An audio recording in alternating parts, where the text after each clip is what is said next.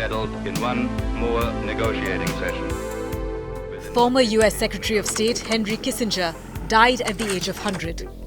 The former Nobel Prize winner was considered to be the architect of American foreign policy during the Nixon and Ford administrations.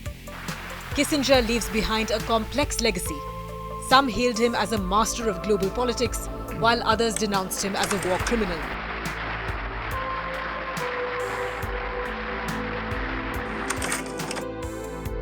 Heinz Alfred Kissinger was born into a middle-class Jewish family in Bavaria in 1923. The family faced anti-Semitic abuse and finally fled to New York City in 1938. Kissinger became a naturalized US citizen in 1943 and joined the army to serve in World War II. He returned from the war in 1947 and enrolled at Harvard University, where he spent the next 20 years earning different degrees and advising many government agencies. In 1968, then President-elect Richard Nixon appointed Kissinger as his national security advisor. When the duo took office in 1969, the most pressing issue they faced was the Vietnam War.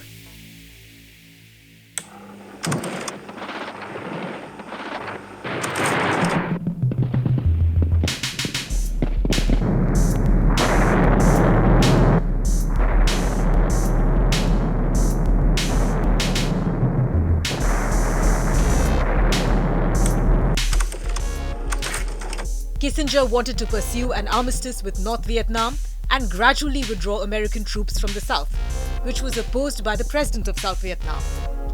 So Kissinger had secret negotiations with North Vietnam President Le Duc Tho.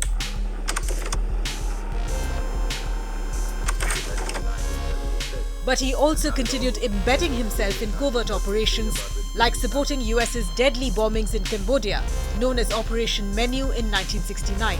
The bombings were intended to ramp up pressure on North Vietnam by painting the US and Nixon as irrational and volatile. An estimated 150,000 to 500,000 innocent civilians were killed in Cambodia.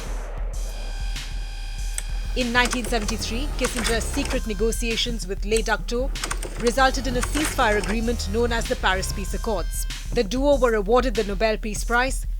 Tho declined, but Kissinger accepted it.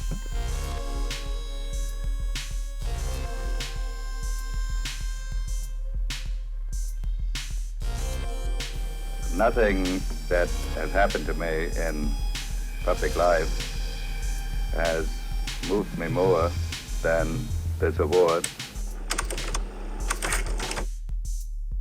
When Nixon had a second term, he made Kissinger the Secretary of State while retaining him as National Security Advisor. During his tenure, Kissinger made a series of controversial decisions, like supporting a failed covert operation to kidnap Chilean General René Schneider in the hopes of preventing President Salvador Allende's inauguration. And our concern was with the election in 1976, and not at all with a coup in 1973 about which we knew nothing. He also secured American aid to Israel during the 1973 Arab-Israeli War. But his efforts led to Nixon's historic trip to China in 1979, which helped end 23 years of diplomatic isolation and hostility. Nixon and Kissinger also set out to reduce tensions with the Soviet Union. While the Watergate scandal forced Nixon's resignation in 1973, Kissinger remained Secretary of State under Gerald Ford. He finally left the White House in 1976, but continued to make himself available to every succeeding president. And that I'll never forget you.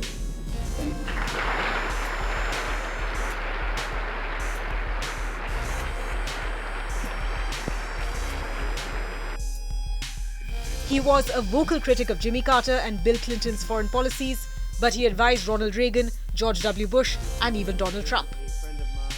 Henry Kissinger was a larger-than-life character who found himself at the center of power during the most pivotal events of the last century.